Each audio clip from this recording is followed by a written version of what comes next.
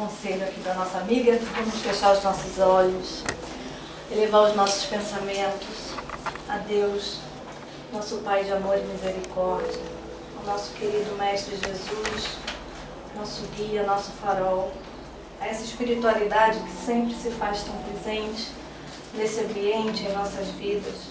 Vamos agradecer por mais essa oportunidade de estarmos aqui juntos, reunidos, com esse intuito de nos esclarecermos, de aprendermos. Vamos agradecer a oportunidade de estarmos vivos, de estarmos aqui pensando, querendo, fazendo um pouquinho que seja para a nossa reforma íntima. Que possamos, Pai, pequeninos que somos ainda, cumprir a missão que o Senhor tão bem planejou para cada um de nós. Que possamos sempre pensar, refletir, tomar as atitudes certas. Que possamos hoje, nessa tarde, termos os nossos corações e mentes abertos para receber com muito amor, com muito carinho, esse estudo que a Nariam preparou com certeza, com todo o seu amor e com todo o seu carinho para a gente. Fica conosco, Senhor. Graças a Deus. Graças a Deus. Boa tarde, amigos. O tema que nós vamos refletir, tudo bem? Que nós vamos refletir juntos, é um tema que tem muito a ver com todos nós.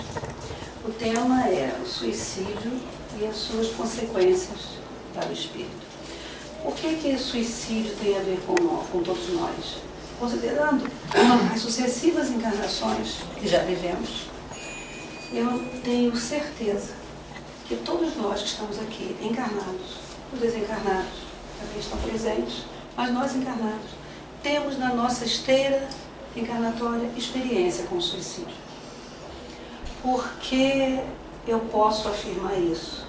Porque o suicídio é um recurso utilizado pelo espírito para se livrar da aflição que está experimentando. E como nós, quanto mais estudamos, mais temos certeza que não podemos julgar, cada um de nós que está aqui, em seus diversas experiências reencarnatórias, já experimentou a aflição que achava insuportável, intransponível. E a gente já experimentou o suicídio. Então o suicídio, particularmente, ele me emociona muito, porque eu avalio a dor da alma que decide interromper a sua estrada evolutiva, acreditando que pelo portal da morte ele vai se aliviar do sofrimento. E neste momento que nós estamos vivendo, em que somos conteudistas, né? Nós temos muitos conteúdos. Todo mundo tem uma opinião pronta, todo mundo sabe dizer alguma coisa, quando não sabe vai no Dr. Google e reproduz. Não é assim? Mas sem nenhuma reflexão. Então nós estamos vivendo um momento de muitas informações e com muito pouca reflexão. Isso é uma realidade. Eu fiz uma pesquisa, a Organização Mundial de Saúde afirma que são 800 mil suicídios no mundo por ano. Nossa. A cada 40 segundos, alguém está suicidando. Então, esse tempo até que nós começamos, que a nossa querida amiga leu a página, alguém já suicidou em algum lugar. Então, a gente consegue perceber que nós estamos vivendo um momento altamente delicado no planeta. E se vocês pararem para observar, nós estamos negando a humanidade em nós. E por negarmos a humanidade em nós, também não consideramos no outro. Então a gente não pode mais ter aflição. Tudo é depressão. Se eu estou triste porque um filho morreu, porque acabou um relacionamento, porque perdi o emprego, está deprimida. Não, eu estou triste, deprimida. Se você chora, está deprimido. Se você não dorme porque está preocupado com alguma coisa, tem que tomar remédio, porque você tem que dormir. Então nós estamos vivendo esse momento, e aí com isso está vindo à tona nossa característica de adictos. Então nós estamos completamente tomados pela certeza de que não podemos sofrer nada. não podemos viver aflição, não podemos ter angústia, que são características inerentes da realidade humana. Se estamos reencarnados em um planeta de provas, as expiações, nós estamos efetivamente sujeitos a todas essas características que são inerentes do planeta que nós estamos vivendo, que tem tudo a ver conosco. Só que a nossa cultura estabelecida está que a gente não tem. Então nós somos viciados, somos adictos. Nós somos adictos ao álcool, nós somos adictos ao sexo, às drogas lícitas ou não, porque nós estabelecemos que não podemos ter frustração, que não podemos sofrer, que não podemos ter angústia, que não podemos. E aí vivemos esse grande delírio. Aí um grupo médico resolveu fazer uma revisão, um total de 15.629 casos de suicídio, isso pela Organização Mundial de Saúde. E aí comprovou o seguinte: 35,8% dos que chegaram ao suicídio são vítimas de transtorno de humor. 22,4% são dependentes químicos. 10,6% portadores de esquizofrenia. 11,6% de transtornos de personalidade. 6,1% transtorno de ansiedade. 1% transtorno mental orgânico. 3,6% transtorno de ajustamento, que aí vem a depressão, a ansiedade deflagrada por traumas. 0,3% portadores de outros distúrbios psicóticos. 5,1% outros diagnósticos psiquiátricos. 3,1% faltou um diagnóstico adequado. Não fez parte dessa realidade aqui, claro, a realidade do espírito. Isso foi uma análise feita via cérebro e paciente, né? Então, a gente ainda, nesse estágio que nos encontramos, ainda não consideramos plenamente a realidade que somos nós, espírito. Então, a gente volta ao nosso tema. O nosso tema nós encontramos em O Livro dos Espíritos uma informação muito interessante quando fala do suicídio. Aí a gente encontra, a partir da questão 943, uma informação que é muito interessante para a gente. Lembrando que nós estamos falando de suicídio e consequência para o espírito.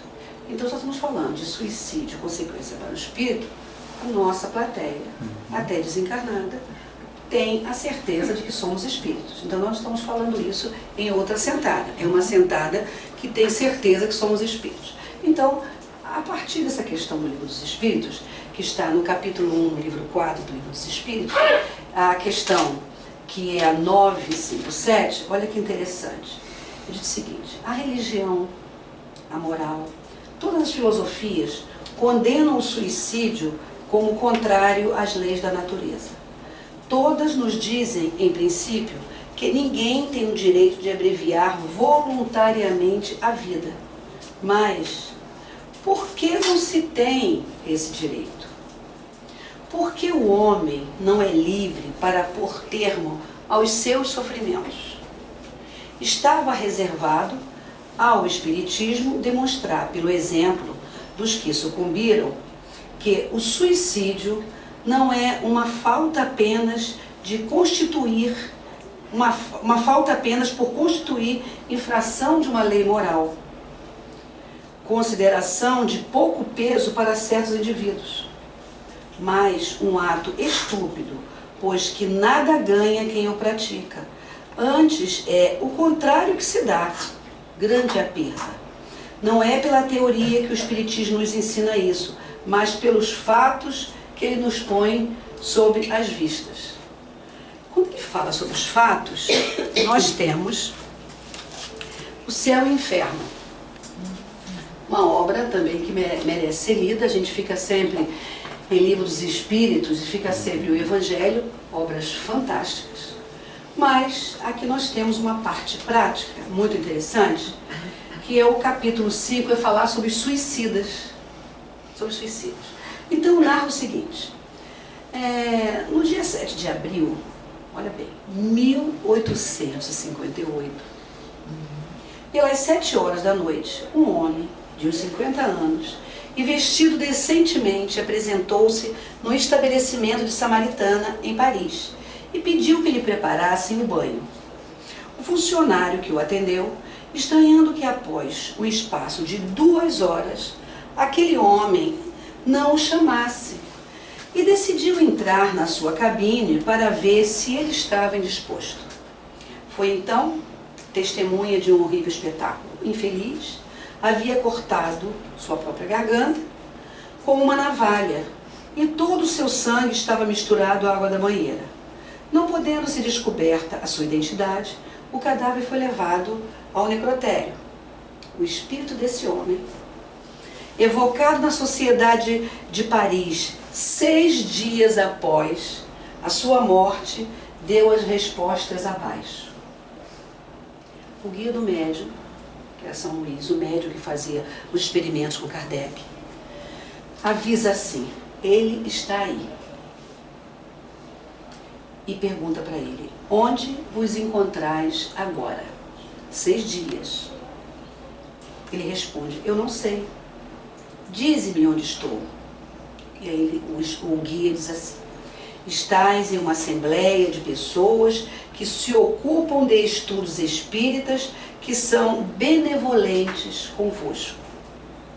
E ele diz assim: dizei-me se vivo, porque eu sufoco no caixão. Quem vos animou a vir até nós? Pergunta o guia. Ele diz: sinto-me aliviado. Que motivo vos levou a suicidar-vos? E aí ele surpreende-se e diz: eu estou morto? Não, eu habito meu corpo. Não sabeis quanto sofro, eu sufoco. Rogo que uma mão piedosa tente me livrar desta vida. Por que não deixaste nenhum indício que pudesse vos fazer reconhecer? O guia pergunta. Estou abandonado. Fugi do sofrimento para encontrar tortura. E o guia diz para ele: tendes agora o mesmo motivo para continuar desconhecido? Ele diz: sim. Não coloqueis um ferro em brasa na minha ferida. Ou seja, quer dizer, não faça eu lembrar do que eu estou sofrendo. Aí diz o seguinte: quereis vos dizer vosso nome, vossa idade, vossa profissão, vosso domicílio? Não. Tudo eu não quero dizer. Tendes uma família, uma esposa, filhos? Ele diz: eu estava abandonado, nenhum ser me amava. E aí, para encerrar, prossegue, mas o que nos interessa é isso: que fizeste para não ser desamado por alguma pessoa? Ele responde: quantos existem como eu? Um homem pode estar abandonado no meio de sua família quando nenhum coração o ama. E aí tem outras experiências aqui sobre o suicídio. E aí, veja que interessante. Este homem fala da dor, este homem fala da aflição. E a nossa questão é a seguinte: o suicídio e consequência para o espírito.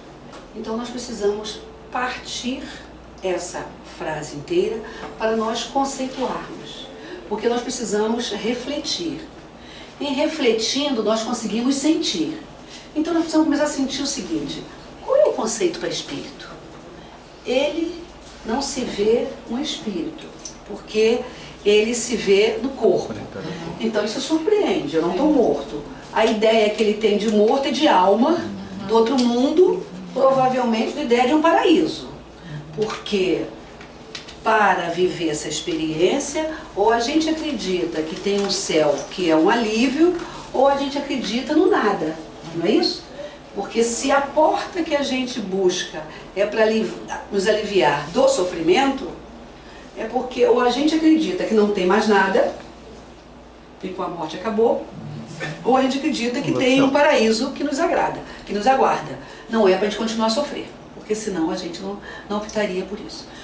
Aí nós vamos procurar o conceito de espíritos. Allan Kardec, ele estabelece, para ficar fácil didaticamente, que espírito é quando estamos na experiência fora do corpo. Alma é quando nós estamos vivendo a experiência do corpo. Veja bem, é uma divisão meramente didática, para a gente poder, quando nós estivermos conversando, porque as palavras, elas estabelecem código de comunicação. Então, quando eu falo assim, quando nós estivermos conversando numa assentada que tem conhecimento, eu falo assim, não, tem um espírito aqui, não é isso? Estou vendo um espírito. Então todo mundo já sabe que é alguém que já desencarnou. Porque senão fica assim, ué, tá vendo a mim também sou espírito. Né? Então não estou dizendo nada, todo mundo aqui é espírito. Não é neste conceito. Então, veja bem, temos a questão 76 que é importante. Que definição se pode dar dos espíritos? Kardec pergunta aos espíritos. A resposta: pode-se dizer que os espíritos são os seres inteligentes da criação.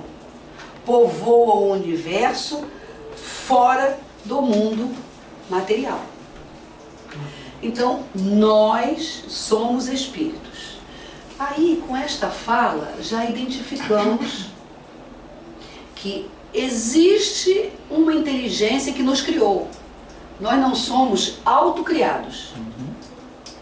Se nós não somos autocriados, já demonstra claramente que não temos poder de interromper esta criação. Então já sabemos de cara que nós somos espíritos criados por Deus.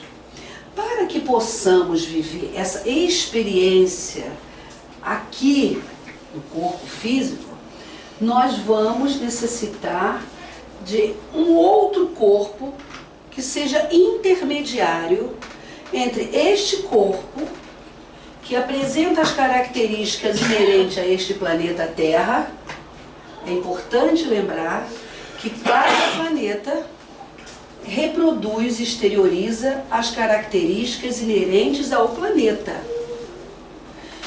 Então, o que nos faz estar neste planeta, hoje, de prova e expiação, são as características que nós possuímos, que combinam com as do planeta. E aí existe um corpo intermediário, chamado perispírito, que permite que as minhas necessidades e as minhas qualidades estejam exteriorizadas nesse corpo físico que nos comunicamos. Quando nós temos que sair do país que exige passaporte, como é que vão saber da gente? O passaporte.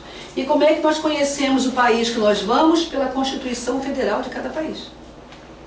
É assim que funciona. Você pode até na prática falar, não é bem assim não, tá? Tá bonitinho ali, mas não é bem assim não. Mas funciona desta forma, não é isso? Eu sei do Brasil, lendo a Constituição Federal. Eu sei dos países que não é uma federação, uma confederação, conhecendo as leis inerentes a cada confederação, cada estado estabelecido. E na nossa realidade, somos nós espíritos. Fomos criados simples e ignorantes. Verdade. Durante longo tempo fomos impulsionados pelo amor do Criador, chamado determinismo. E o que traduz esse determinismo para a nossa vida? O impulso de amor do Criador para que nós possamos cumprir a finalidade para a qual fomos criados. E essa finalidade, nós vamos aqui na questão 132. Aí começa a nossa história, para nós começarmos a pensar. Durante as nossas experiências para vivermos a determinação do amor do Criador, tivemos experiência unicelular, nós fomos vivendo experiências para que nós hoje pudéssemos estar aqui tão bem como nós estamos, dominando, sem pensar os movimentos. A gente, quando acorda de manhã, a gente não fica fazendo conta como é que vai abrir o olho. Não é isso? Se não tiver com conjuntivite, vai abrir. Não é? Se não tiver com uma depressão horrível, com aquela, como é que é TPM, não, como é que é? Enxaqueca, né? Quem tem esse negócio, consegue nem abrir o olho, tem que fechar tudo. Mas o estado normal, abre o olho. Quem é que pensa, que hora que eu vou fazer xixi? Vou fazer que horas? Quando a gente lembra, está com vontade. Não funciona assim? Para nós estarmos aqui, todos os órgãos estão funcionando. Às vezes até mais ou menos, mas é tão mais ou menos bom que a gente ainda nem sentiu se está acontecendo alguma coisa diferente. Então isso é uma demonstração que a gente já veio sucessivas experiências dominando, nos assenhoreando das funções. Isso é muito importante nós pensarmos. Isso tudo comandado pela força do amor do Criador. E chega um momento em que nós adquirimos o selo da consciência, que não se sabe em que momento é. Em que momento é? Sabemos que há muita morada na casa do Pai, que o planeta vem de primitivo, evolui. Todos nós aqui já passamos por um planeta primitivo, todos nós. Mas quando foi que a gente foi promovido a prova e expiação? Não sabemos. Quando foi? A nossa conduta vai nos dando hoje uma intuição. Eu estou intuindo que eu estou melhorando. Nós começamos a perceber. Só que quando a gente intui que está melhorando, a gente piora. Porque a gente acha que está melhorando e exclui o outro. Aí a gente percebe que não piorou, não melhorou. Porque a gente só tem noção quando melhora, que está melhor, quando a gente consegue se preocupar e cuidar com o outro e ter vontade de trazer o outro consigo. Mas a nossa melhora ainda é uma melhora excludente. Eu estou tão bem que eu não quero esse povo que não presta comigo. Eu estou tão bem que eu nasci no país errado.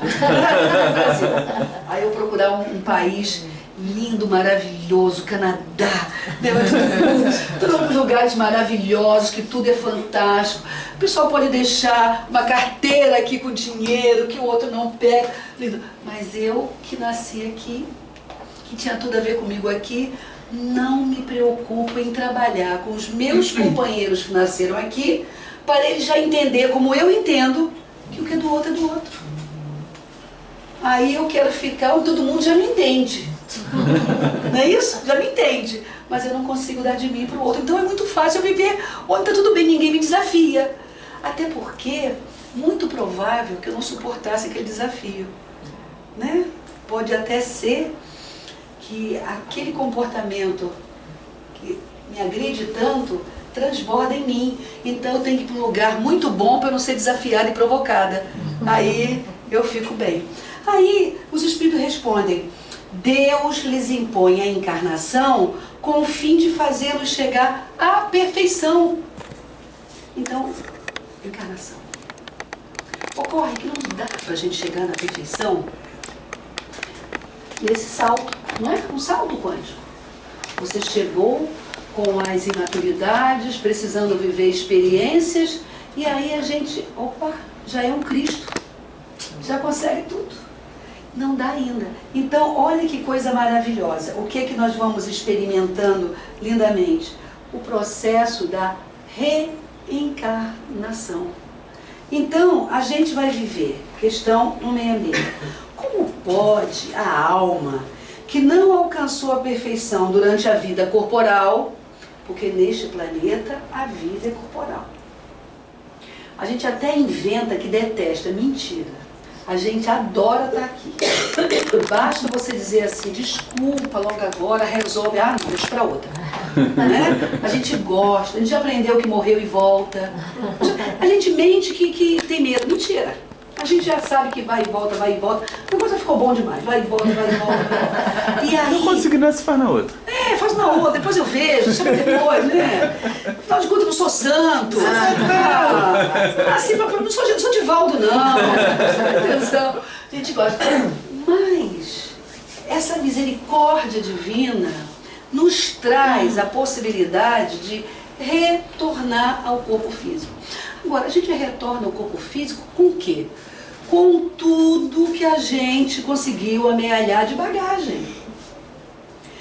A vantagem do amor de Deus por nós reside justamente na possibilidade de esquecermos algumas coisas. Só que o problema é a gente mexer no que está esquecido e lembrar que a gente gostava. Essa é que está a questão. Por isso que os espíritos respondem. O que é a tentação? André Luiz responde. É a lembrança do erro.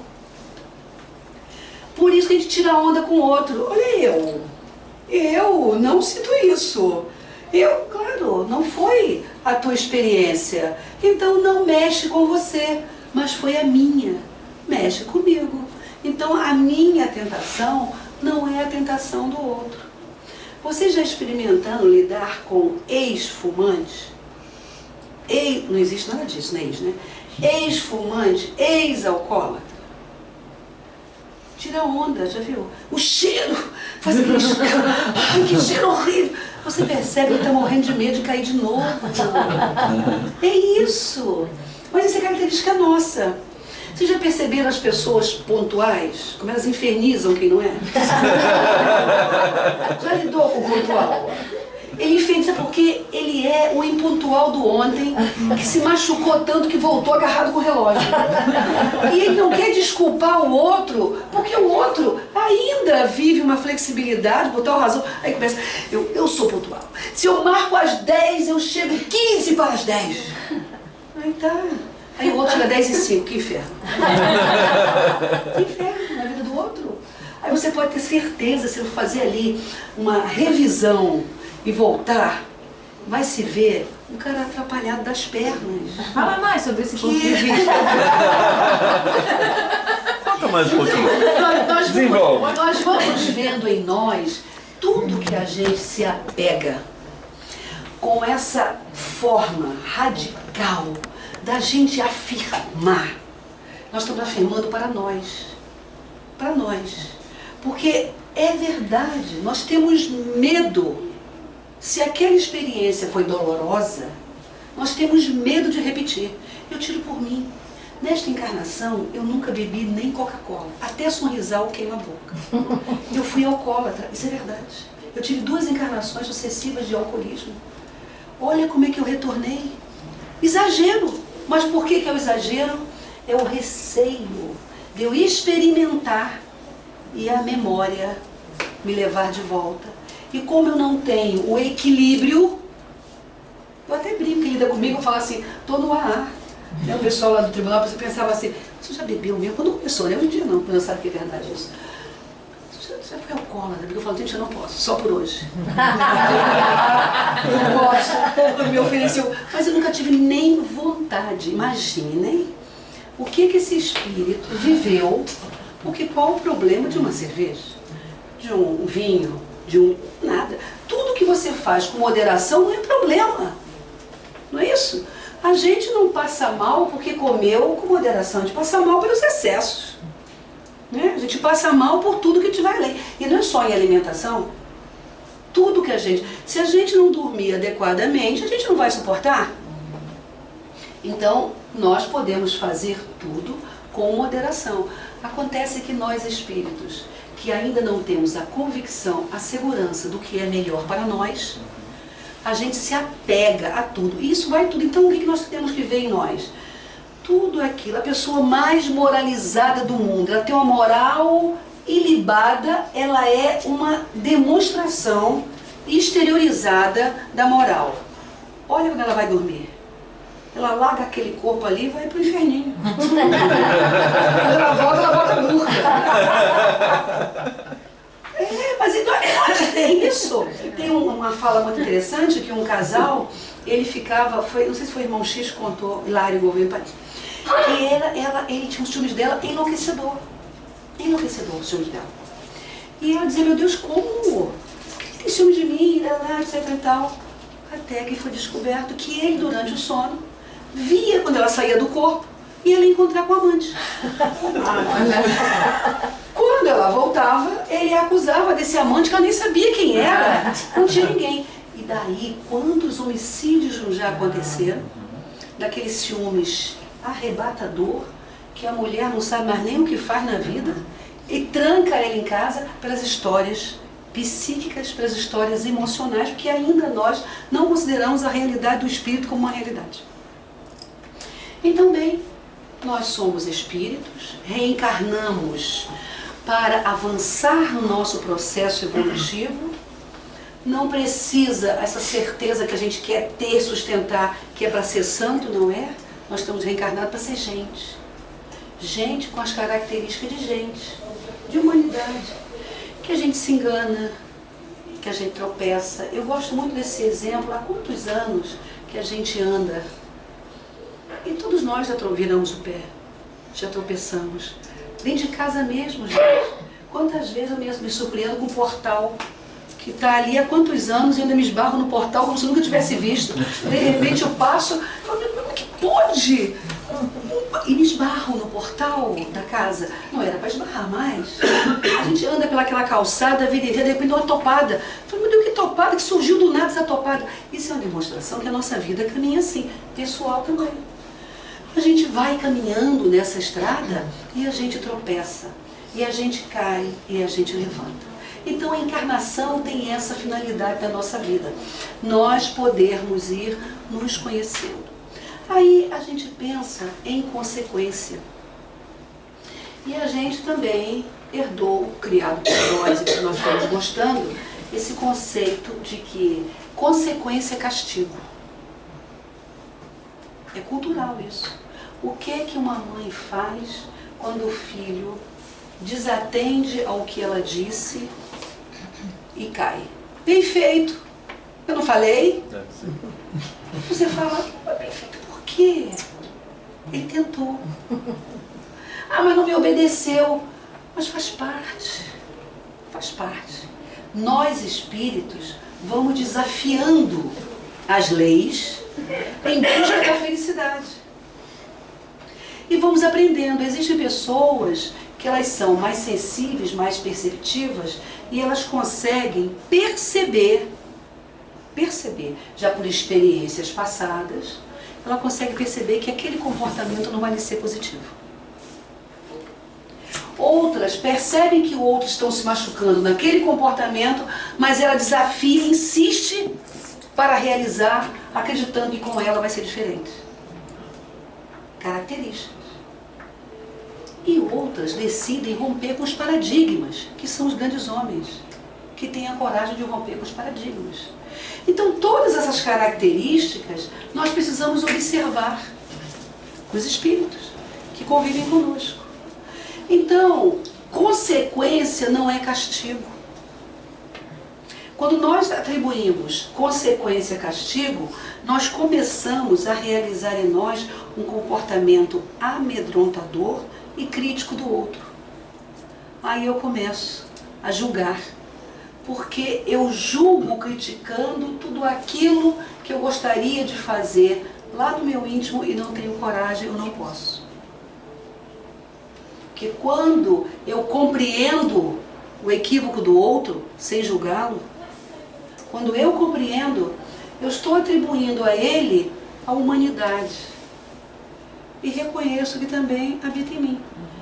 Tem atitudes que eu digo assim, meu Deus, tem que ser muito corajoso para tomar uma atitude dessa. E para ele não é ato de coragem não, faz parte da natureza dele. Tem esportes que eu fico pensando, meu Deus, como esse espírito é desafiador, como ele já veio vivendo experiências sucessivas que ele não teme a morte, não teme a morte. Ele já tem uma intimidade com esses dois estados tão claros. Esses rapazes que estão aí voando, e moças também com aquelas asas, que tem um nome específico que eu não me recordo, eu fico com angústia só de ver. Só de ver. Aquilo que eles passam entre os penhascos, que eles se lançam, aqueles fios que eles atravessam, aqueles fios. Eu falo, meu Deus, como esse espírito já desenvolveu experiência desafiadora, que ele não teme qualquer consequência oriunda dali. Isso é demonstração que nós, espíritos, temos vivências diferentes, mas algo nós temos em comum, É o homem primitivo, medieval, o homem da caverna que ainda habita em nós. Isso nós temos em comum. Nós vamos educando esse homem da caverna aos poucos, né? Às vezes eu pego o homem da caverna que habita em mim e falo assim, meu amigo, calma. Você me valeu até agora, muito obrigado, mas calma. Fica calmo que a gente vai conseguir sair dessa. Porque senão ele sobrepõe. Porque foi com essas experiências que nós chegamos até aqui. Foi com a experiência que a gente critica tanto no outro, que já vivemos, que nos ajudamos a chegar até aqui. Aí quando nós falamos em consequência, lemos o que está aqui em o livro Céu e Inferno. O que esse espírito estava narrando? Eu continuo sentindo, eu estou vivo, não sei que morri, porque ele está experimentando a consequência do suicídio. Aí nós precisamos trabalhar. É castigo isso? Não. Nós precisamos aprender a refletir acerca da responsabilidade, sem considerar castigo. Castigo foi uma criação nossa. Nós criamos o castigo para dominação. Só que a gente gostou tanto disso que ora a gente era autor da história, ora nós éramos vítimas da história. Porque a vida é assim. Nós vamos desempenhando papéis na vida. E isso ficou, vamos já em 2020, ainda lidamos com o castigo com a mesma ideia primitiva lá da Pedra Lascada, da caverna. Onde, quando eu tento e não consigo, eu estou castigado. Nós aprendemos. Gente, até hoje nós gostamos de pegadinha. Que coisa mais imatura, emocionalmente, do que a gente rir de alguém que com boa fé foi surpreendido? Que coisa mais imatura rir de alguém que cai? É imaturo. Isso é imaturidade nossa. Alguém que vai perguntar um negócio. Quantas vezes nós estamos em uma plateia querendo fazer uma pergunta? Não vou fazer não, porque vão rir de mim. Né? Não vou falar não, porque vão rir de mim. E quem ri também não sabia. Porque quem sabe não vai rir nunca. Quem sabe o esforço que você tem para adquirir aquela informação. Até porque nenhum de nós sabe de tudo. Como a gente gosta de contar da queda do outro. E a gente conta sempre naquela posição de que, ó, eu não. É assim. Uma coisa é nós desabafarmos uma questão que nos preocupa, que nos angustia. Outra coisa é nós fazermos um discurso, nos enaltecendo e mostrando que o outro não tem. É muito interessante nós percebermos isso. Como nós gostamos de expor da ferida do outro. Para disfarçar a nossa. Porque é assim. Todas as vezes que eu vou contando as mazelas do outro, eu vou escondendo as minhas. Então nós vamos lidando com consequência, como castigo. Atravessei a rua sem a devida atenção, ou acreditando que eu podia alcançar outra parte, o carro me atropelou. Tá vendo? Tá vendo? Você queria o quê? Bem feito. Da próxima vez, nós temos um discurso que ele é muito imaturo. Que é muito imaturo. Nós precisamos aprender a compreender o desejo desafiador que o outro tem. Se eu não tenho, o outro tem. E as grandes descobertas resultaram da coragem, do desafio de muitos, do atrevimento, do destemor, que eu não teria, mas o outro teve. Isso é importante nós pensarmos. E aí nós pensamos em consequência. Esse espírito comentando aqui, tá vendo que castigo porque ele foi suicida? Não, ele está sendo castigado, ele está experimentando a consequência de uma interrupção por conta própria de uma vida que não cabe a ele, que não é dele. Se ele estivesse cuidando do que era dele, ele pode encerrar a hora que quiser, mas a vida tem um propósito. Nós somos espíritos criados pelo Criador. Não sou dona do processo da vida. Então não me cabe interrompê-lo. A programação programação do tempo de vida no corpo, não cabe a mim, coube a mim quando planejamos essa situação ante o que eu preciso experienciar. E eu fiz assessorada. Eu não posso mudar a regra do jogo do meio do caminho. Isso é da lei comum dos homens, mas da lei de Deus.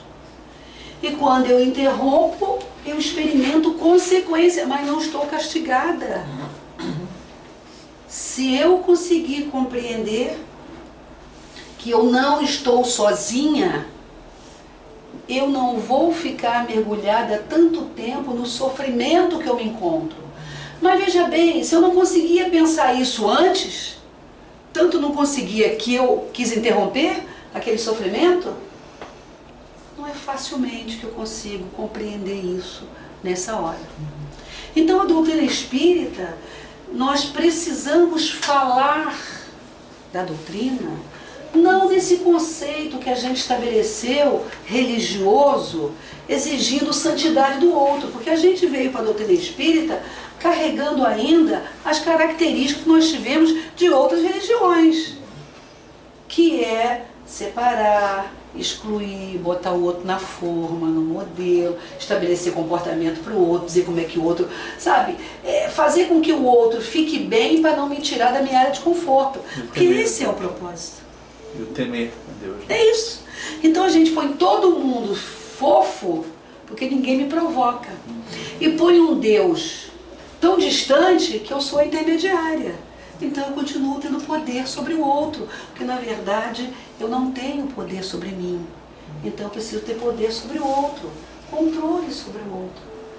Aí nós falamos em suicídio como sendo aquele momento desesperador em que a gente vive e que não está suportando mais. Enquanto para o outro há uma saída, para mim não vejo a saída. E eu quero deixar aquela experiência que é dolorosa. Mas também tem um outro aspecto do suicídio. Estou falando nesse suicídio claro e deliberado. Mas e o suicídio inconsciente?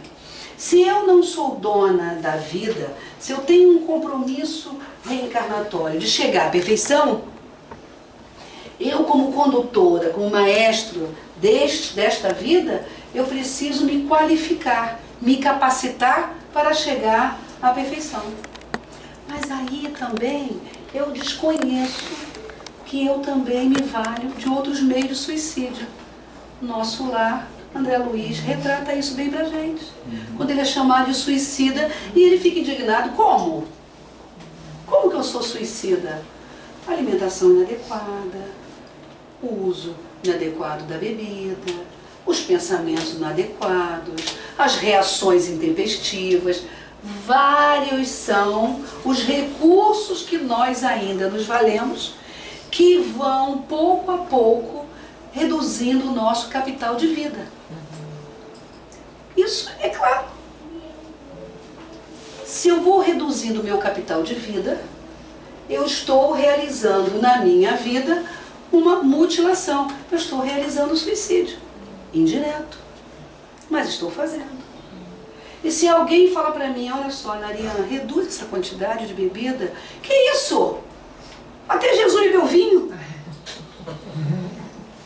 Aí você fala, meu Deus, não vai dar para entender, para conversar com essa pessoa, porque ela tem essa visão, vamos respeitar e deixá-la seguir o caminho dela, porque ela vai ter condições ainda de reaver e rever e restaurar essa história. Isso para a gente é extremamente importante nós pensarmos. Os nossos pensamentos. O que nós pensamos traduz o que ainda somos e estamos. O pensamento tem cor, o pensamento tem cheiro, o pensamento tem peso. Nós desenvolvemos, em sucessivas encarnações, várias máscaras. Várias máscaras. Eu sou capaz de estar sorrindo para alguém, balançando a cabeça positivamente, pensando, ah, desgraçado, tu não perde por esperar, meu nome é Catisfera. E a pessoa fala, nossa, ela entendeu tudo que eu disse. Aí eu penso que aquele pensamento foi só meu. E na verdade, quando não foi, o que aconteceu com esse pensamento? 50% é meu. E ele vai reduzindo o meu capital de vida. Como também esse capital de vida pode ser ampliado, estendido. Basta que nós costumeiramente consigamos realizar obras que sejam importantes, necessárias, e que o Criador, nos considerando como co-criadores que somos, possa dizer, não, fica mais um pouco, porque o que você está fazendo está servindo a tantos. Então estende um pouco mais, ganha um pouco mais de vida, porque Ele é o dono da vida. Ele pode estender, Ele pode nos dar esse crédito. E quando a gente não resiste, não suporta, e a gente encontra a porta do suicídio, passa por esse portal do suicídio, a consequência não é castigo. Isso é importante que os suicidas saibam disso. Porque se eu desencarno com esse atavismo do castigo e do pecado, eu mergulho num processo depressivo, porque desencarnado faz terapia, tá, gente? Desencarnado faz terapia, desencarnado se deprime, é tudo igual. Fica o espírito suicida mergulhado naquele inferno psíquico, culpado, e não consegue sair. Porque não existe estupro vibratório, nem para o mal, nem para o bem. Ninguém nos violenta, é escolha. Quem assistiu o filme ou leu o livro do André Luiz, percebe muito bem aquele momento em que ele insistiu para visitar a casa com a esposa e os filhos. Clarice dizia, agora não é hora, porque os nossos amigos espirituais nos conhecem muito bem. Então até aqui encarnado ele fala assim, olha, fulano, não vai passar por esse lugar não. Não vai falar com essa pessoa agora não. Não vai ver esse filme não. Não lê esse livro não, porque isso você vai acessar. Você vai acessar memórias, lembranças. Joana nos fala muito isso. Cuidado para você não abrir porões do inconsciente, você não sabe como vai voltar. E a gente futuca troço, né? Porque é aquela... Ai, não sei por que isso me atrai tanto. Por quê? Porque está vivo em você. É melhor até que você não vá ver. Ai, não, a gente vai. E aí, ele quis ir. Ele foi. Já estava bem. Já estava top. Né? Já estava conseguindo fazer as coisas boas. E lá chegando, quem ele encontra? Ela casada com outro. Um sentimento absolutamente humano que ele vive, o inferno emocional, psíquico. Ele volta para aquele estágio infernal naquele capítulo da vida dele. E aí a gente brinca que fala, nunca peçam para voltar, porque sempre que alguém pede, dá problema. Claro! Milhares de livros que a pessoa pede para voltar e nunca vem coisa boa. Mas é claro, aí ele vai viver aquele momento, aí ele se lembra do que a experiência que ele passou, do que ele já estava aprendendo, que é isso? A mulher não é minha mais. O carinho por ela continua, pelo meu filho. Peraí, eu estou desencarnado. E ele está sendo generoso, bom, cuidando dela e dos meus filhos. É tomado por um sentimento amoroso. Aí ele segue para casa. E cuida do rapaz, e cuida da família e tudo. Então isso pra gente é muito importante nós pensarmos. E é importante que nós vibremos pelos nossos irmãos suicidas neste momento. É importante que nós possamos conversar com os nossos amigos sobre a questão da depressão. A depressão é uma enfermidade gravíssima que assola o mundo. Mas a depressão é o resultado das nossas ações. São as substâncias adequadas que não estão no cérebro e a nossa inconformação pelos nãos que a vida nos dá. Isso é que nos faz ficar deprimido. A gente não está deprimido porque está feliz. Não está deprimido porque está sendo frustrado. E tem uma substância cerebral que falta porque a gente não conseguiu, ante os nossos comportamentos, manter essa substância boa, normal. É castigo? Não, é consequência. Mas nós precisamos compreender que tem cura, mas que essa cura está na mão do autor da história, que é cada um de nós. E aí, como a gente não para pensar dessa forma, a gente julga, a gente critica. Aí a gente escolhe a morte biológica e a gente não morre. Porque o dono da vida estabeleceu que eu precisaria viver aquelas experiências para que eu me tornasse uma pessoa melhor. A perda do emprego, a perda do casamento, a perda da vida, a perda daquilo outro, as perdas, porque são as perdas que nos fazem sofrer. Não são os ganhos, são as perdas. As perdas. É o filho que você criou com amor e ele não te corresponde. É a nora que é a tua inimiga do ontem, né? Foi amante com você, dele. Ele volta vestido de filho, mas vocês foram inimigas, ontem rivais. E hoje você vem de mãe, e ela vem de nora, e ela olha pra você e fala, eu te conheço. Porque quando sai do corpo, todo mundo se vê, né? Eu te conheço, sei quem é você. Aí te apresenta como nora. E você não sabe por que ela tem uma antipatia de você. Ela vai pra tua cara, ela sabe. Eu sei quem sua mãe é. Aí você fala, mas quem é? Não sei, mas eu sei. E por sua vez, a mãe, que também sabe, não quero aproximação. Eles já se sabem, não conseguiram se perdoar, se desculpar, conversar. Bem, e assim vai. É aquele emprego que eu me preparei, o concurso que eu estudei a vida inteira. Minha colega, meu colega, que é um pilantra, passa no concurso e eu que estudei a vida inteira não passo? O que a vida quer me dizer? O que a vida quer de mim? E eu não consigo parar para pensar, isso está me dando uma angústia. Está me dando sofrimento. Eu queria ter um corpo assim, não tenho. Eu queria ter um marido assim, não tenho. Fulano é safado, atrai ele, tão dedicado. E eu sou tão dedicada e o meu me trai. E assim vai caminhando. Quero ter filho, não posso. Tenho tudo para ter filho, não posso. Aquela que mora na comunidade tem logo em 3. Até de lavar a cueca engravida. Olha pra foto do cara ficar grávida. Não é isso? Olha pra foto dele engravida. E eu já fiz as posições todas, já fiz inseminação, já troquei até de homem, nada. E o diagnóstico diz que eu não tenho nada, que eu posso engravidar, que sou fértil. Nasce o desespero na gente, mas não é assim a nossa realidade? Aí vai chegando o ano, vamos deprimindo, vamos ficando mal, de mal com a vida, de mal. E a gente mergulha num processo de depressão muito grande. Estamos sofrendo profundamente. O planeta está caminhando para ser um mundo de regeneração, porque tudo evolui em a natureza. Tudo evolui em a natureza. E o planeta não pode estar estagnado porque tem um grande grupo que está gostando de como está.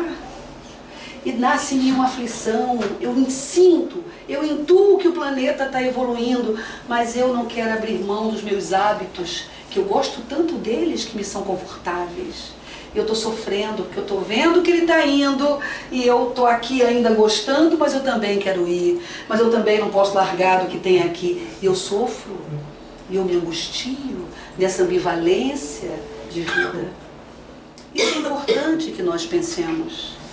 Todos nós aqui podemos viver a qualquer momento um estágio depressivo. A qualquer momento. Mas não significa dizer que vamos paralisar na depressão.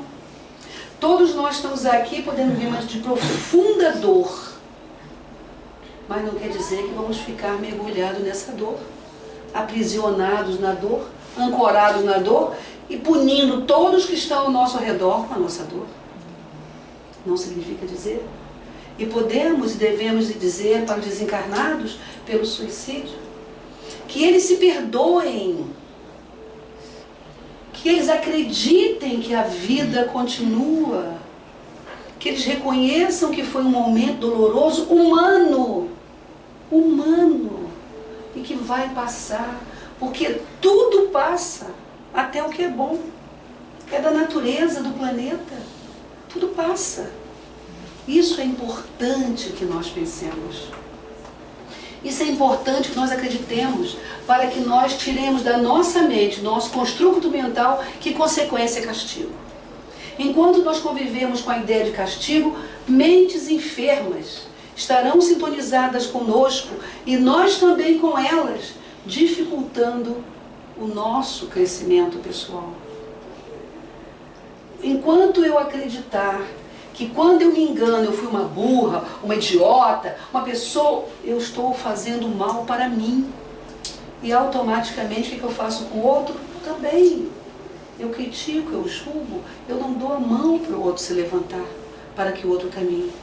Então, neste momento do planeta, onde nós temos a cada 40 segundos um suicídio, pode não estar na nossa casa, mas está na nossa casa planetária, então me alcança, eu tenho a ver com isso.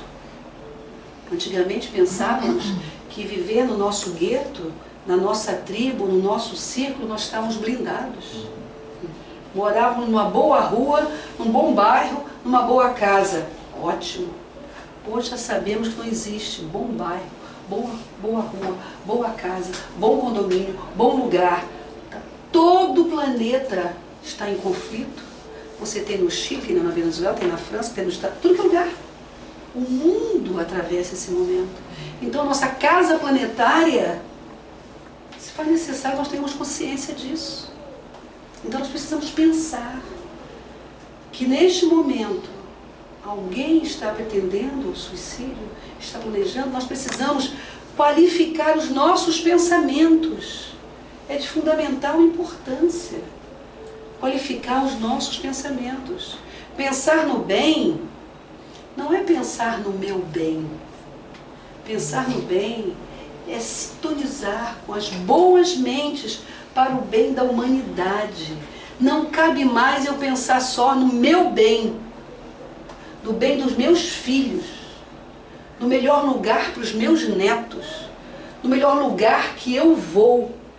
Eu preciso saber que eu estou num grande lugar chamado Terra, que enquanto houver um tentando o suicídio agora, eu não posso estar bem aqui.